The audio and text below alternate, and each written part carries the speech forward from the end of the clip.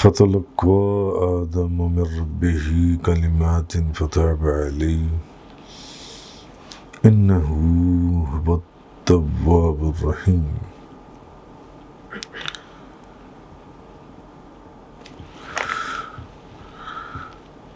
پھر اللہ تبارک و تعالیٰ کا ارشاد ہے کہ پھر آدم نے اپنے رب سے چند کلمات سیکھ لیے تو اللہ تعالیٰ نے ان کی توبہ قبول فرمائی۔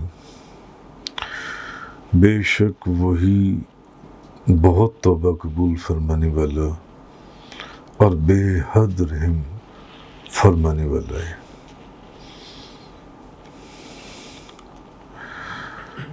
اب جب حضرت آدم علیہ السلام کو زمین پر بھیج دیا گیا تو حضرت ابن عباس رضی اللہ تعالیٰ عنہما بیان کرتی ہیں کہ حضرت آدم نے کہا، اے رب، کیا تو نے مجھے اپنے دست قدرت سے پیدا نہیں کیا؟ فرمایا کیوں نہیں؟ کہا کیا تو نے مجھ میں اپنی پسندیدہ روح نہیں پھونکی؟ فرمایا کیوں نہیں؟ کہا کیا تو نے مجھے اپنی جنت میں نہیں رکھا؟ فرمایا کیوں نہیں؟ عرض کیا، اے رب، کیا تیری رحمت غضب پر غالب نہیں؟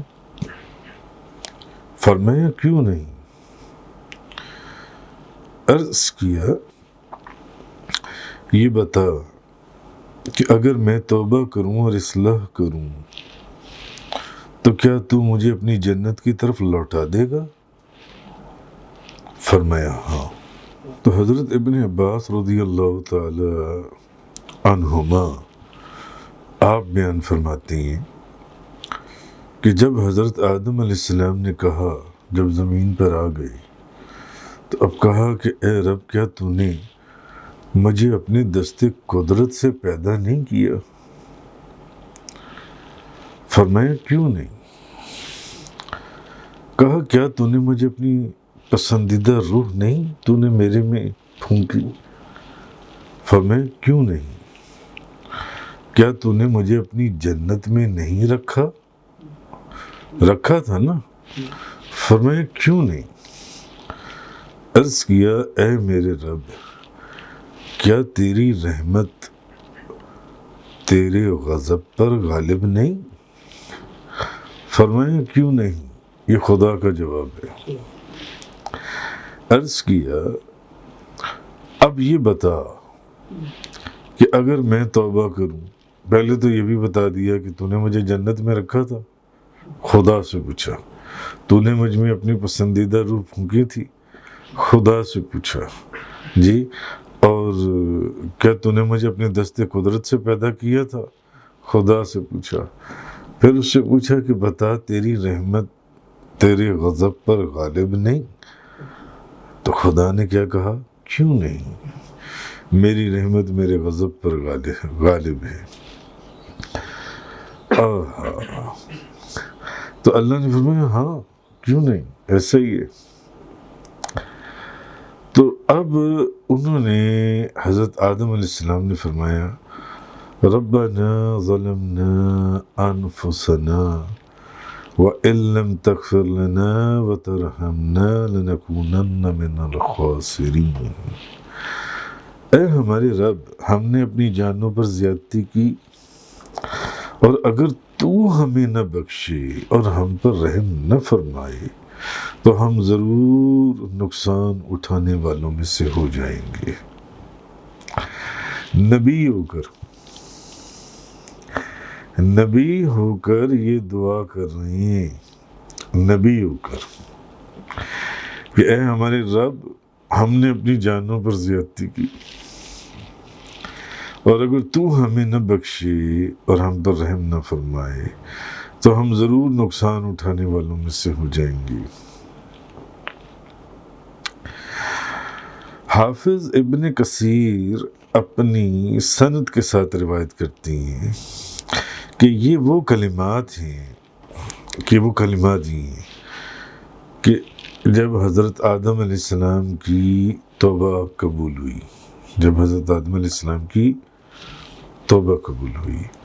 اے اللہ تیرے سوا کوئی معبود نہیں، تیری تسبیح اور حمد کے ساتھ میں کہتا ہوں کہ اے میرے رب، میں نے اپنی جان پر ظلم کیا، سو مجھے بخش دے، کیونکہ تو سب سے اچھا بخشنے والا ہے۔ اے اللہ تیرے سوا کوئی معبود نہیں، تیری تسبیح اور حمد کے ساتھ میں کہتا ہوں کہ میں نے اپنی جان پر ظلم کیا، تو مجھ پر رحم فرما، بے شک تو سب سے اچھا رحم فرمانے والا ہے۔ اے اللہ تیرے سوا کوئی معبود نہیں، تیری تسبیح اور حمد کے ساتھ میں کہتا ہوں کہ اے رب، میں نے اپنی جان پر ظلم کیا، تو میری توبہ قبول فرما، بے شک تو بہت توبہ قبول کرنے والا اور بے حد رحیم ہے۔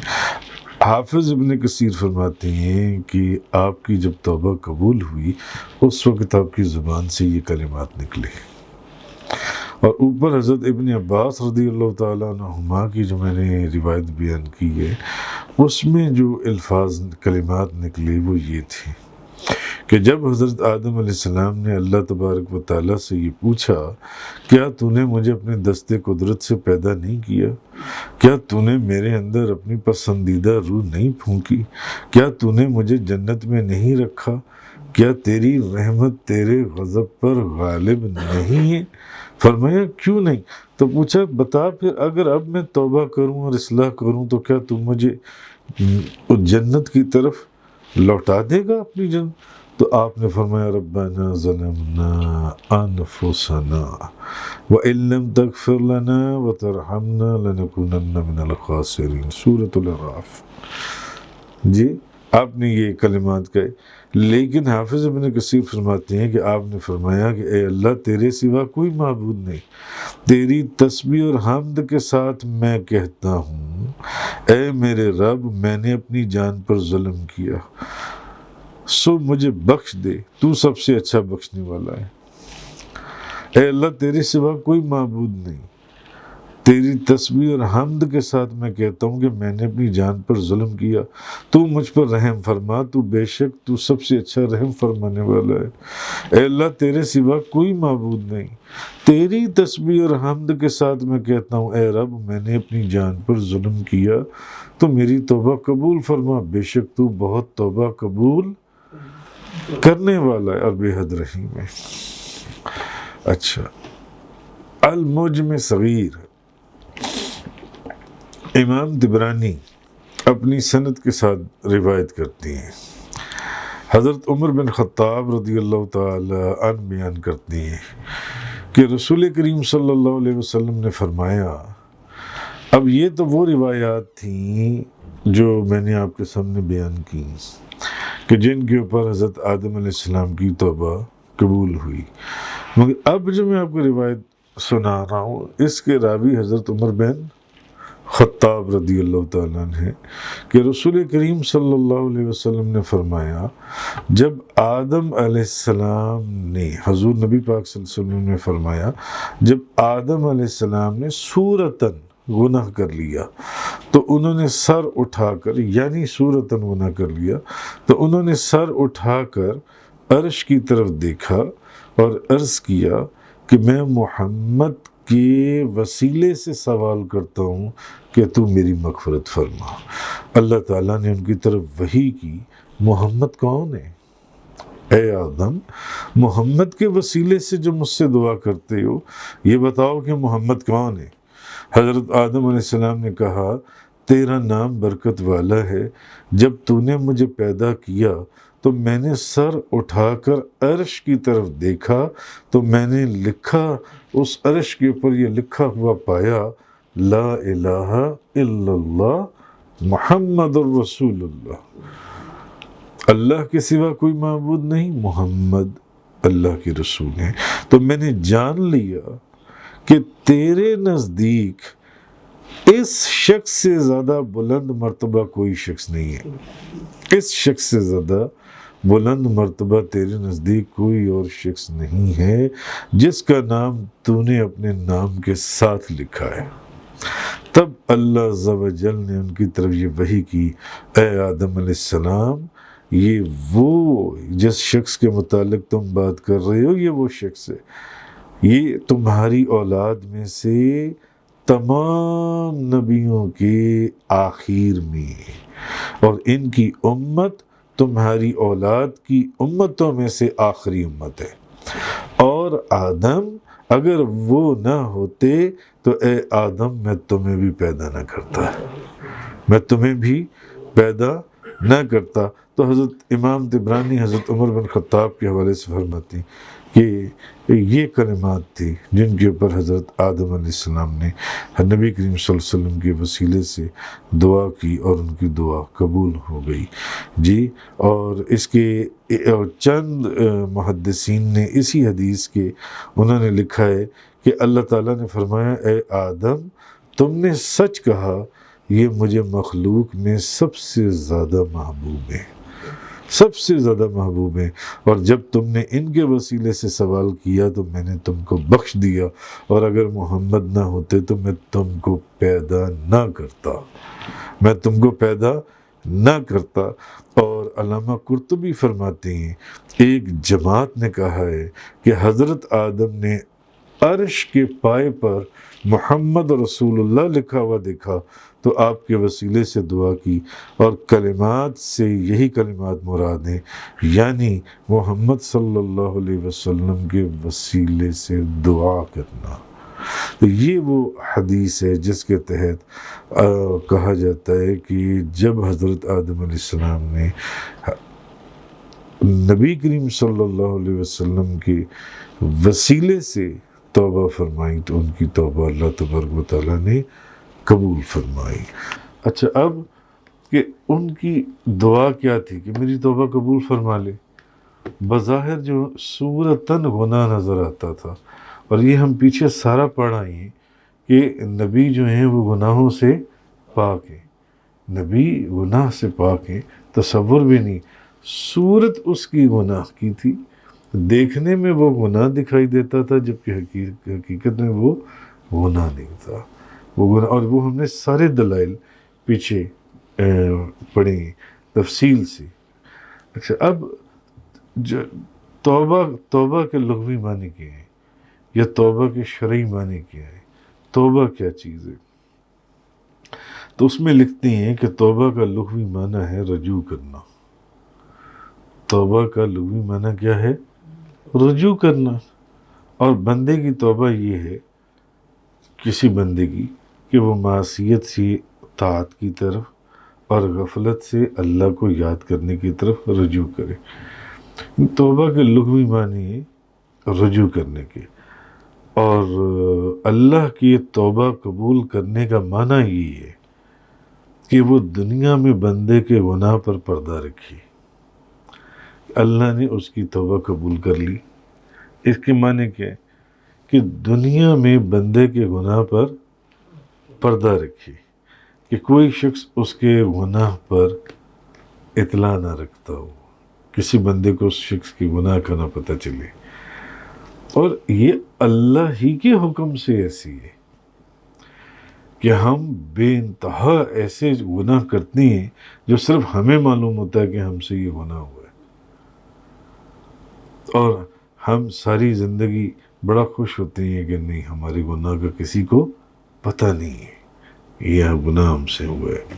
یہ بھی اللہ کا فضل اور کرم ہے، وہ نظام ہی ایسا بنا دیتا کہ ہر بندے کا گناہ خود بخود ظاہر ہوتا چلا جاتا، کوئی مشکل کام نہیں۔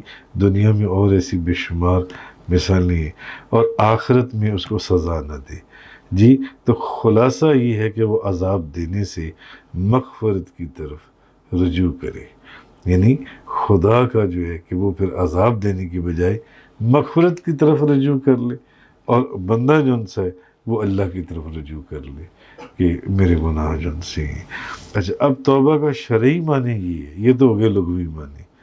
اب اس کی شرعی معنی یہ ہے کہ گناہ کو شریعت کے اندر برا جان کر فوراً ترک کر دے. شرعی معنی کہ شریعت کے اندر توبہ کی کیا معنی ہے کہ جو گناہ کیا ہے اس کو برا سمجھے اور فوراً اس گناہ کو ترک کر. اس سے جو تقصیر ہوئی ہے اس پر نادم ہو. جو اس سے گناہ ہو گیا ہے اپنے اندر وجود میں ندامت محسوس کری کہ یہ گناہ مجھ سے ہوا ہے، اور آئندہ اس گناہ کو نہ کرنے کا پکا ارادہ کرے. آئندہ میں یہ گناہ نہیں کروں گا. اب یہ شریعت میں توبہ کی معنی ہے. شریعت میں یہ توبہ کی معنی ہے کہ جو تقصیر، جو گناہ ہو گیا ہے اس پر اپنے وجود میں ندامت محسوس کرے اور آئندہ کے لیے اس گناہ کو فوراً ترک کر دے، اور آئندہ اس گناہ کو نہ کرنے کا بھی مکمل ارادہ کرے. نہ صرف یہ کہ گناہ کو ترک کر دے بلکہ آئندہ بھی یہ ارادہ کرے کہ میں یہ گناہ نہیں کروں گا، اور اس پر اپنے وجود کے اندر ندامت محسوس کرے. جی، اور جو گناہ اس سے ہو گیا ہے اس کا تدارک اور تلافی، اور اگر تلافی مثلا اگر نمازیں فوت ہو گئی ہیں تو نماز پڑھے. نماز کا فوت ہو جانا، نماز کا قضا ہو جانا یہ بھی گناہ ہے. روزوں کے قضا ہے تو وہ فوراً روزے ادا کرے. اور اگر اس گناہ کا تعلق حقوق العباد سے ہے تو پھر توبہ کے قبول ہونے کی اب ایک شرط زائد ہے. اگر اس کا تعلق حقوق العباد سے ہے تو اب صرف یہ نہیں ہے کہ وہ صرف خدا سے توبہ کر لے، خدا کی طرف رجوع کر لے. اب یہ اس کی ایک شرط زائد اس میں پیدا ہو گئی شریعت کی تعریف کے اندر کہ وہ صاحب حق کو اس کا حق واپس کرے یا اس سے معاف کرائے. اور اگر اس کے ذمے حقوق اللہ ہیں تو وہ نوافل اور فروض کفایہ میں مشغول ہونے کی بجائے ان فوت شدہ فرائض کو ادا کرے، ان کو ادا کرے. کیونکہ جس شخص کی نمازیں اور روزے قضا ہوں اور وہ نفلوں میں مصروف ہو جائے تو وہ نفل ادا کرنے کے حال میں بھی وہ گناہ اور فسق سے خارج نہیں ہوتا، وہ اس کے اندر داخل رہتا ہے. کہ اگر وہ یہ سمجھے کہ میری 100 نمازیں قضا ہو چکی ہیں اور وہ ہر روز رات کو تہجد بھی پڑھ لے، اشراق بھی پڑھ لے اور وہ اوابین کے نوافل بھی پڑھ لے، تو ایسے نوافل کا کوئی فائدہ نہیں ہے. بلکہ یہ سخت گناہ ہے کہ جس کی ڈیوٹی لگائی گئی ہے فرض ادا کرنے کی وہ تو تم نے کام کیا نہیں ہے، تو جس کی ڈیوٹی نہیں لگائی گئی وہ تم نیکی کے کام کرنے بیٹھ گئے ہو، نفل پڑھنے چلے ہو. تو اس لیے ایسا کوئی کام نہ کرے. تو قرآن مجید اور سنت میں توبہ کا بیان.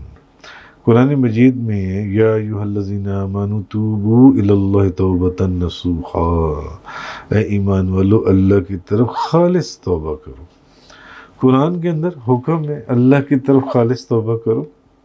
جی، اسی طرح سورہ نساء کے اندر ہے، اللہ پاک نے فرمایا انما التوبۃ علی اللہ للذین یعملون السوء بجہالہ ثم یتوبون من قریب فاولئک یتوب اللہ علیہم وکان اللہ علیما حکیما ولیست التوبۃ للذین یعملون السیئات حتی اذا حضر احدهم الموت قال انی تبت الآن وللذین یموتون وہم کفار. اللہ پر توبہ کا قبول کرنا صرف ان لوگوں کے لیے ہے جو عذاب الہی سے جہالت کی بنا پر گناہ کر بیٹھے. عذاب الہی سے جہالت کی بنا پر گناہ کر بیٹھے پھر جلدی سے توبہ کر لیں. تو یہ وہ لوگ ہیں جن کی توبہ اللہ قبول فرماتا ہے. یہ وہ لوگ ہیں جن کی توبہ اور اللہ بہت جاننے والا، بہت حکمت والا ہے. اور توبہ کا قبول ہونا ان لوگوں کے لیے نہیں ہے جو مسلسل گناہ کرتے رہتے ہیں. یہاں تک کہ جب ان میں سے کسی کو موت آئے تو کہتا ہے میں نے اب توبہ کی، اور نہ یہ توبہ قبول ان لوگوں کے لیے جو کفر کی حالت میں مر جاتی ہیں۔ یعنی جو کفر کی حالت میں مرے اس کی بھی توبہ قبول نہیں، اور جو مرتے وقت توبہ کرے اس کی بھی توبہ قبول نہیں ہے۔ جو مرتے وقت توبہ کرے اللہ کی بارگاہ میں اس کی بھی توبہ قبول نہیں ہے، پہلے ہے توبہ کا قبول۔ امام احمد حضرت عبداللہ بن مسعود رضی اللہ تعالیٰ عنہ سے روایت کرتی ہیں کہ حضور نبی پاک صلی اللہ علیہ وسلم نے فرمایا گناہ کی توبہ یہ ہے کہ توبہ کے بعد دوبارہ گناہ نہ کرے۔ کسی گناہ کی توبہ بس یہی ہے، اتنی ہی ہے کہ اب دوبارہ وہ گناہ نہ کرے، اب توبہ قبول ہے۔ گناہ کی توبہ اتنی ہی ہے، بس آئندہ وہ گناہ نہ کرے، آئندہ وہ گناہ نہ کرے۔ نبی کریم صلی اللہ علیہ وسلم، اس کا مطلب کیا ہے؟ جب آئندہ اس نے یہ ارادہ کر لیا کہ اب میں یہ گناہ نہیں کروں گا، اور وہ گناہ نہ کرے، اس کی توبہ قبول ہے اللہ کی بارگاہ میں۔ امام ابن ماجہ آپ فرماتی ہیں، حضرت معقل رضی اللہ تعالیٰ عنہ سے روایت کرتی ہیں کہ حضور نبی کریم صلی اللہ علیہ وسلم نے فرمایا کہ ندامت جو ہے، ندامت یہ بھی توبہ ہے۔ ضروری نہیں کہ الفاظ ہی دہرائے جائیں کہ اے اللہ میرے اس گناہ کو معاف فرما دے، وہ تو ٹھیک ہے، بہت اچھی بات ہے، استغفار کرنا، بار بار استغفار۔ نبی پاک صلی اللہ علیہ وسلم استغفار کثرت سے فرمایا کرتے تھے۔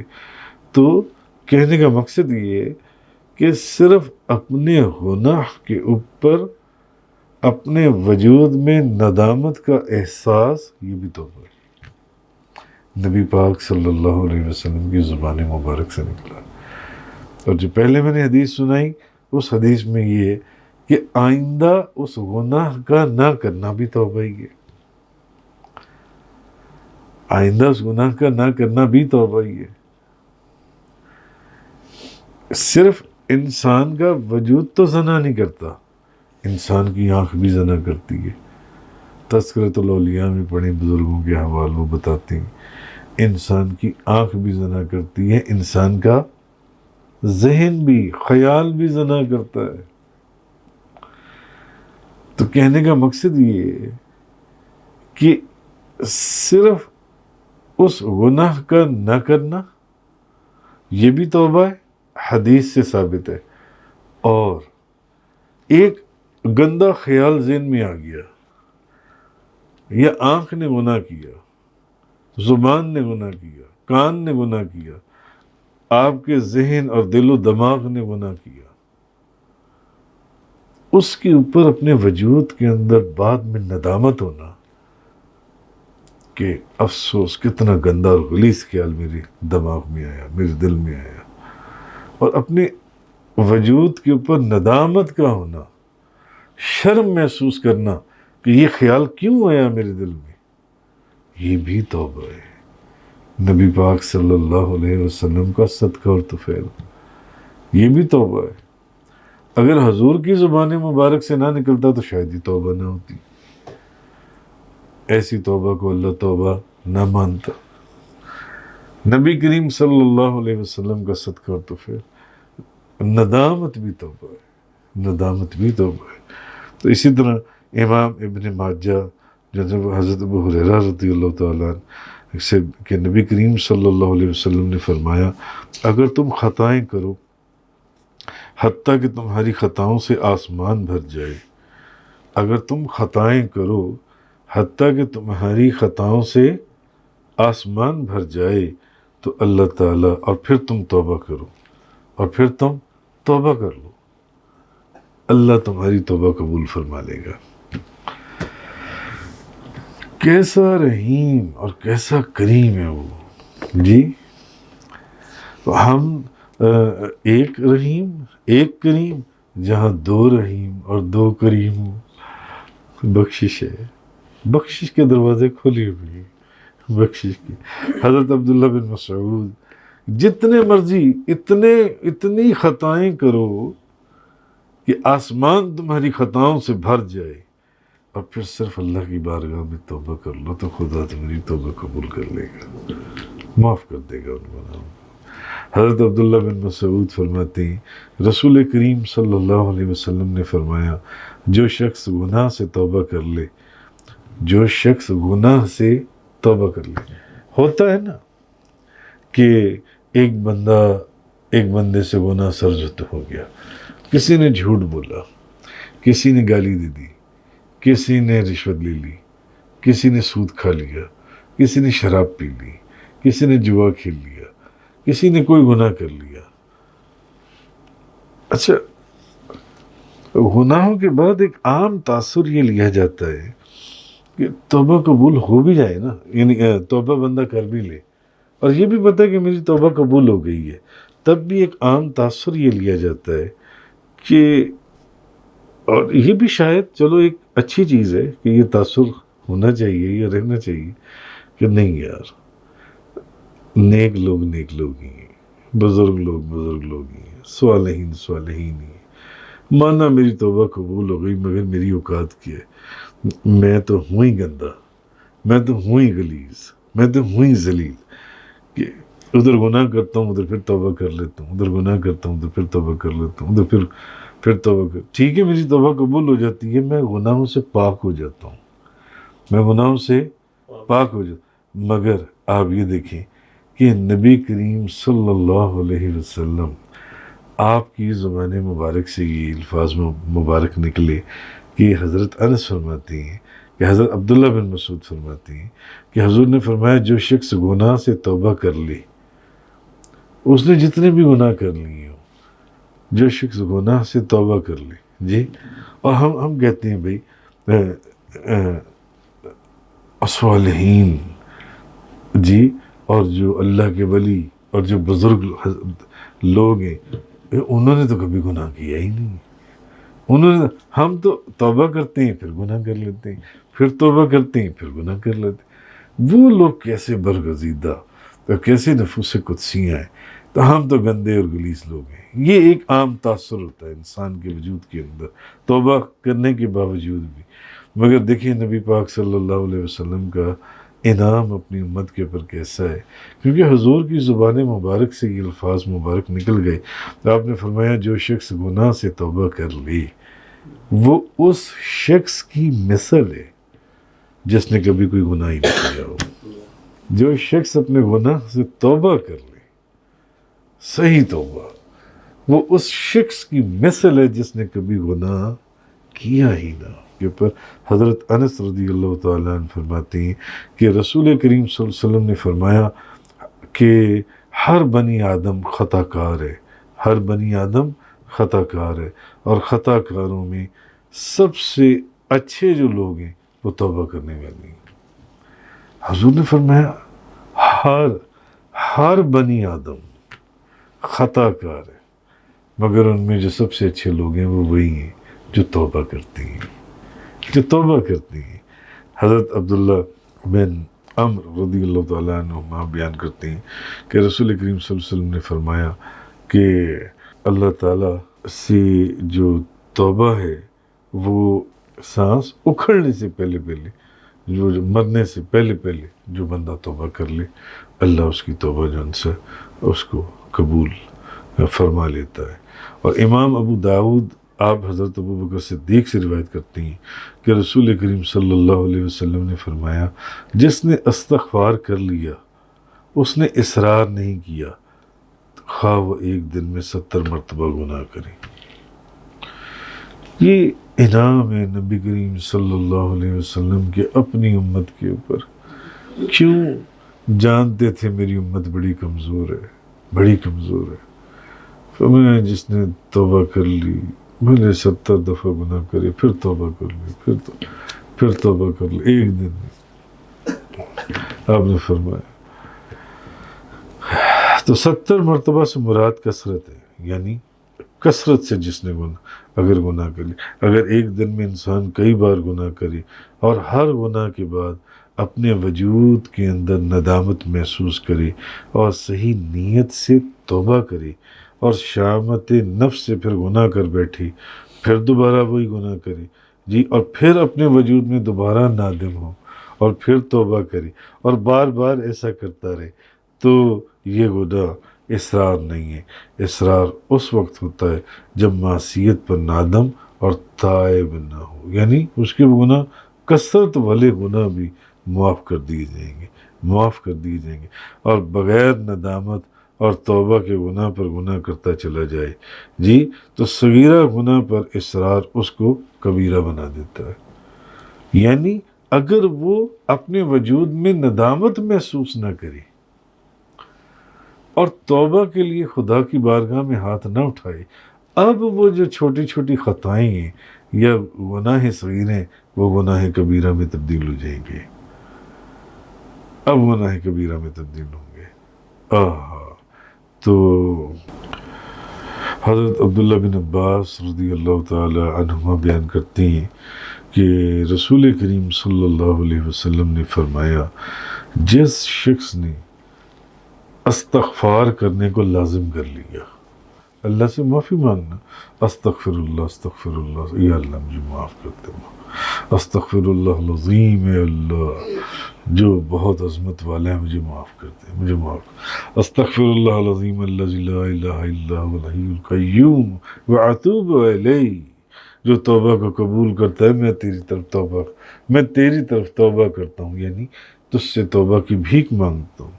حضور نبی پاک اس استغفار کئی طرح کی ہیں، جو بھی آپ استغفار پڑھیں، اے اللہ مجھے معاف کر دے، تو حضور نے فرمایا جس شخص نے استغفار کرنے کو لازم کر لیا، جس شخص نے استغفار کرنے کو لازم کر لیا، اور یہ صدقہ نبی کریم صلی اللہ علیہ وسلم کا، صدقہ نبی کریم صلی اللہ علیہ وسلم کا، آپ لوگوں کو میں ایک بہت بڑا خدا کی نعمتوں میں سے ایک نعمت بتانے جا رہا ہوں، آگے اس کو حاصل کرنا آپ کا نصیب ہے، آپ اس کو حاصل کریں یا نہ کریں۔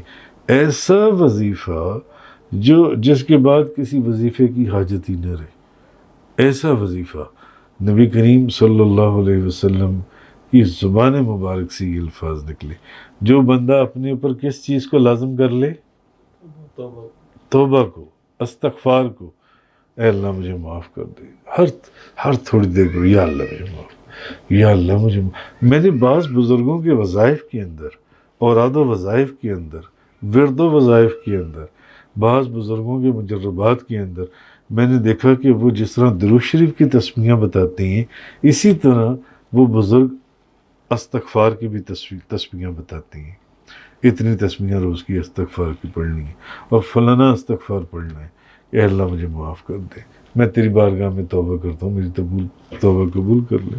جی، اب ہم رات کو جب تہجد کے وقت اوراد فتحیہ شریف پڑھتی ہیں، تو اوراد فتحیہ شریف شروع کہاں سے ہوتی ہے؟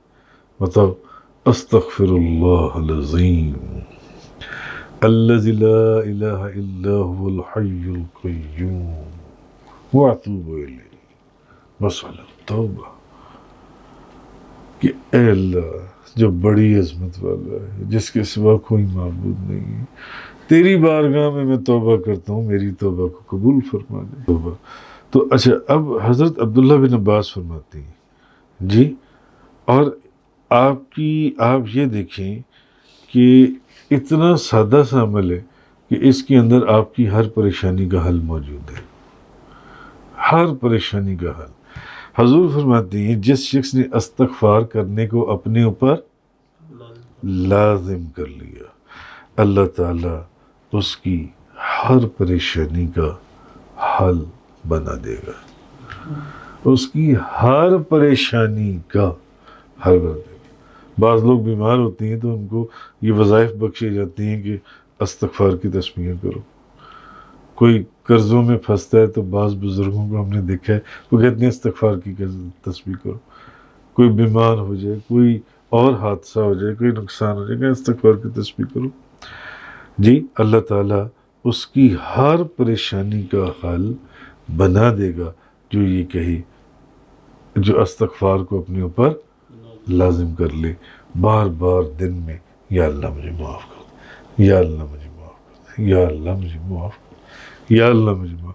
اور ہر تنگی سے نبی پاک صلی اللہ علیہ وسلم نے فرمایا اس کی ہر پریشانی کا حل بنا دے گا، اور ہر تنگی سے اس کے لیے کشادگی کر دی جائے گی، ہر طرح کی تنگی سے، صرف استغفار کے وظیفے سے، صرف استغفار کے وظیفے سے۔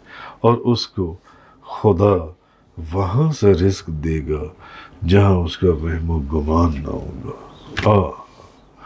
اس کو خدا وہاں سے رزق دے گا جہاں اس کا وہم و گمان نہ ہوگا۔ ہر تنگی سے اس کی آزادی کر دی جائے گی، ہر تنگی سے اس کے لیے کشادگی کر دی جائے گی، ہر پریشانی کا اس کا حل فرما دیا جائے گا، اور اس کو خدا رزق وہاں سے دے گا جہاں اس کا وہم و گمان نہ ہوگا۔ یہ نبی کریم صلی اللہ علیہ وسلم کی زبان مبارک سے نکلا۔ یہ توبہ، صرف توبہ کا یہ فائدہ، یہ وظیفہ ہے۔ اور پھر وہی بات ہے کہ ہمارا ایمان ہے کہ دنیا کا نظام بدل سکتا ہے مگر حضور کا فرمان نہیں۔ حضور کی زبان مبارک سے یہ الفاظ نکلیں گے۔ یہ کیسی، ہر حدیث بہت پیاری ہے، مگر یہ بھی کیسی پیاری حدیث ہے کہ جس شخص نے اپنے اوپر کس چیز کو لازم کر لیا، توبہ کو، استغفار کو، اللہ تعالیٰ اس کی ہر پریشانی کا حل بنا دے گا۔ جس کی پریشانیوں کا حل بنانے والا خود خدا ہو جائے، پیچھے کیا پریشانی رہے گی؟ ہر تنگی سے اس کے لیے کشادگی کر دی جائے گی، نہیں کسی بھی چیز میں تنگی رہے گی، ہر تنگی سے۔ اگر اولاد میں کوئی تنگی ہے، اگر رزق میں کوئی تنگی ہے، اگر عزت میں کوئی تنگی ہے، ہر طرح کی تنگی سے کشادگی، اور خدا اس کو وہاں سے رزق عطا کرے گا جہاں اس کا وہم و گمان بھی نہ ہوگا۔ اس لیے ہر مسلمان کو چاہیے کہ ہر وقت اللہ سے توبہ اور استغفار۔ تفسیر قرآن کا یہ لیکچر انگلش میں سننے کے لیے براہ کرم ڈسکرپشن میں موجود لنک پر کلک کریں۔